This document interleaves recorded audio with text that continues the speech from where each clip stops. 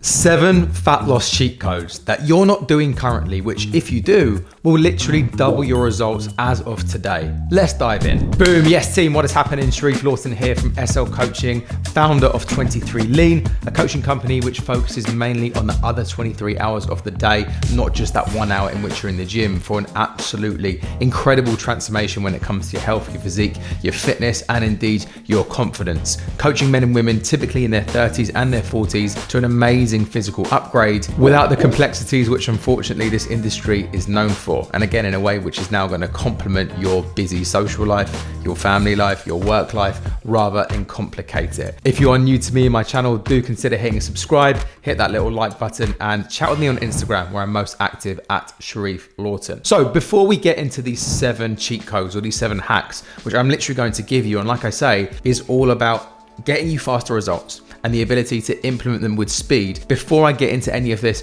if you don't understand the words calorie deficit, protein intake, or energy balance, then what I suggest you do is actually pause this video, jump somewhere in the description down below and download my free fat loss formula, because that says to me that you may not have got the basics yet when it comes to knowing exactly what to do to burn body fat, build muscle, and change your physique. It's going to allow you to torch up to 10 to 20 pounds, or for my UK lot, between sort of like 5 to 10 kilos completely for free and on your own if you download it, and again, get implementing.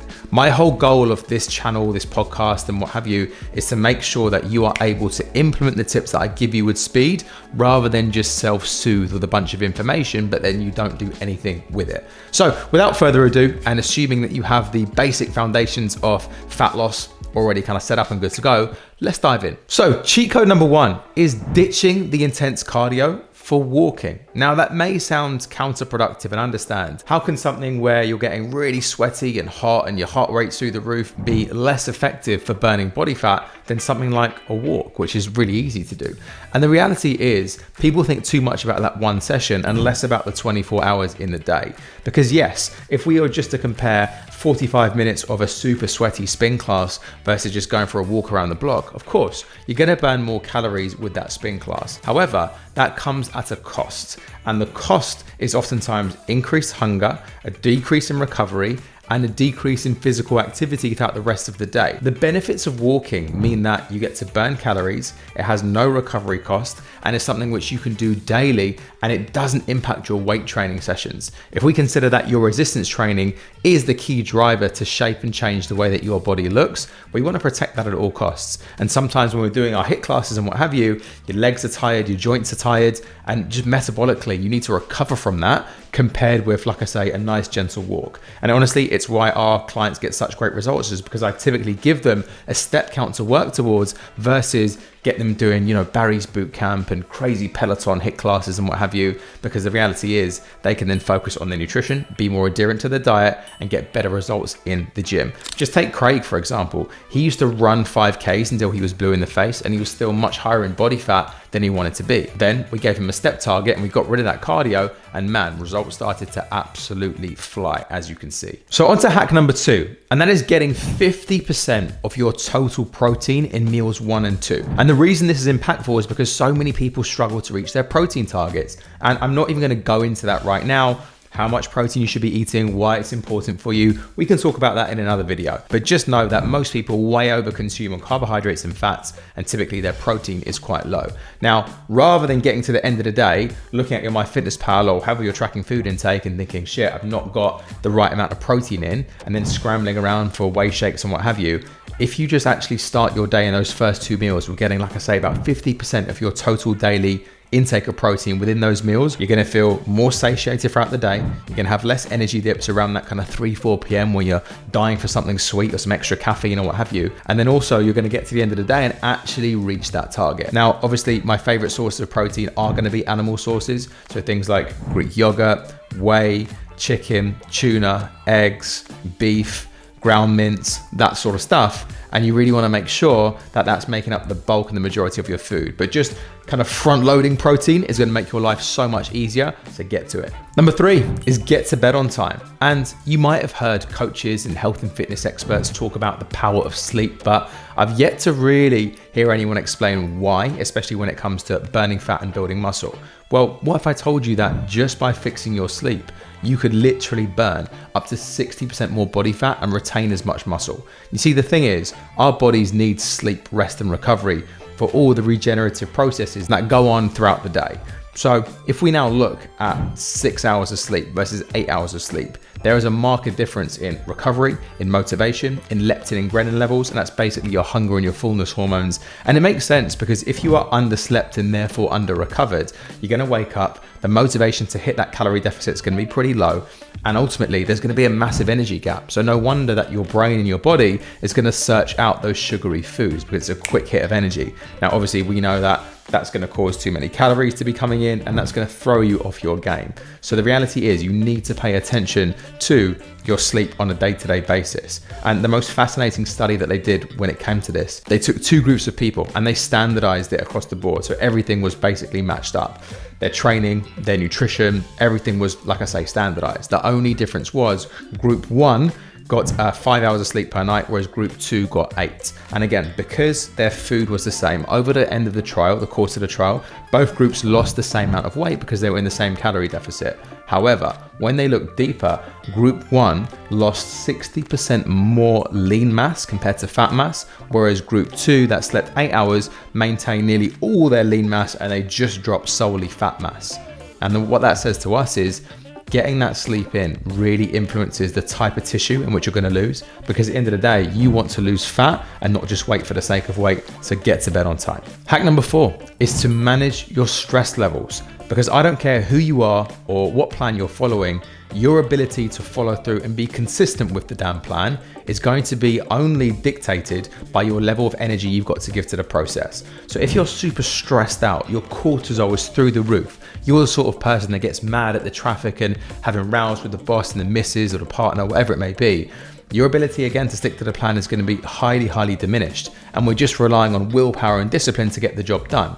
All that happens is we get to Friday, the fridge isn't filled with the food in which is going to move you forward, you snap, you break, you binge, and all of a sudden we're nowhere when it comes to your goals. We're back on this annoying hamster wheel of being on the wagon, off the wagon, and then starting again on Monday. The reality is you need to fix your stress, because trying to lose body fat in a highly strung environment when your cortisol is through the roof, not only is it going to be so much harder to do that, and what combats cortisol? Insulin. What are some highly insulinogenic foods? Well, it's all the stuff in which we know to avoid: sweets, cookies, cakes, all that good stuff. So you're going to reach out for those foods. But even if you do really grit your teeth, when you jump on the scales, it's not going to even show you that ROI anymore, because your water retention's through the roof because you're so stressed out. So it's really going to pay dividends to take your stress levels down.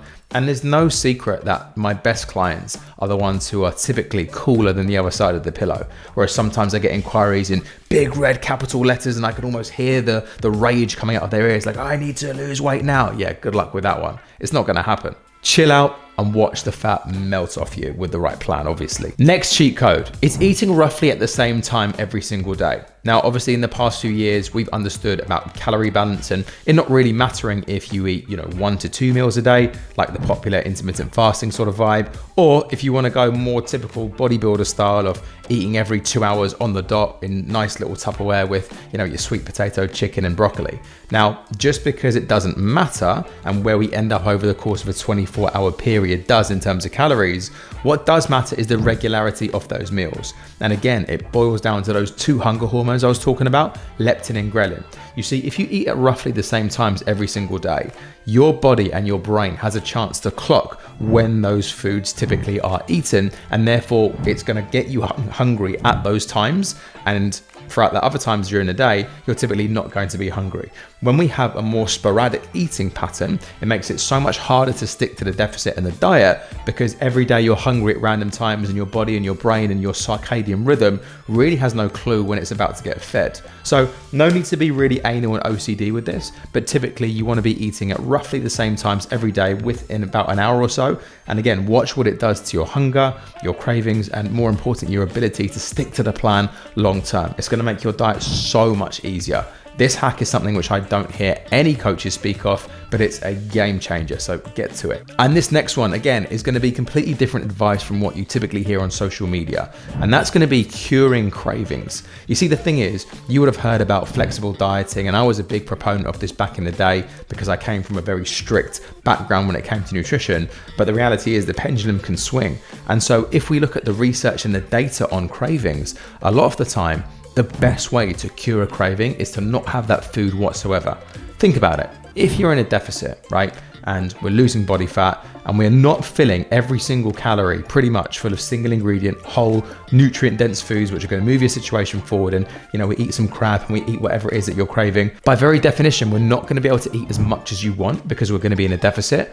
And therefore, oftentimes what does happen is you get a little bit of what you really fancy, but because you're not getting enough of it, all we're doing is fanning the flames and pissing you off more, because you can never really be fully satisfied with that, which typically leads to breaking and binging and what have you.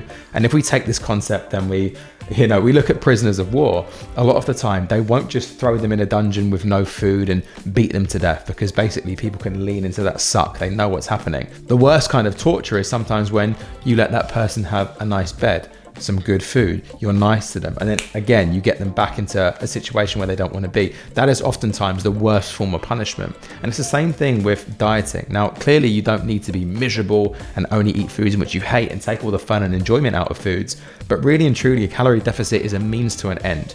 You want to put your head down, get the job done so you can transition into something more sustainable, such as either a maintenance phase, a performance phase, a strength phase, depending on where you are along that roadmap, like we talked about on the last video. So sometimes the best thing when it comes to curing cravings is to not have the food in the first place. What you want to do is therefore watch the hold in which it has on you actually start to slow and dissipate, because your brain kind of forgets just how good it is, and you're not constantly strengthening those neural pathways, telling yourself that you want it more and more and more. And then finally, the last hack is to go for a walk after your meals. You know that thing whereby you've having last meal and you put your knife and fork down and you really want something sweet? A lot of the time it is because we haven't yet had the ability to let the brain know that we are full and satisfied, and that's often where the danger zone is when people go off the rails. A really cool hunger hack in which I give some of my coaching clients to say 23 lean, and just a hack to stay on track, is as soon as that knife and fork has hit the plate, go for a walk around the block. And then if you still want the food in which you're craving, you can go ahead and have it. But guess what? 9 times out of 10, that craving is now gone and it's not something in which you need.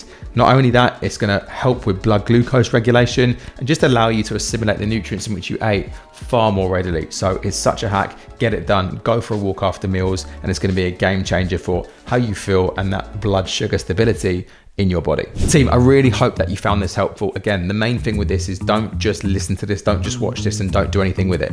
Go ahead and implement some of these tips and tricks, if not all of them. And in fact, let me know which ones below you're going to try, and I can help you out further. Again, on Instagram, just drop me a message at Sharif Lawton. Let me know you're enjoying the content. Hit that subscribe button, and I'll see you in the next one.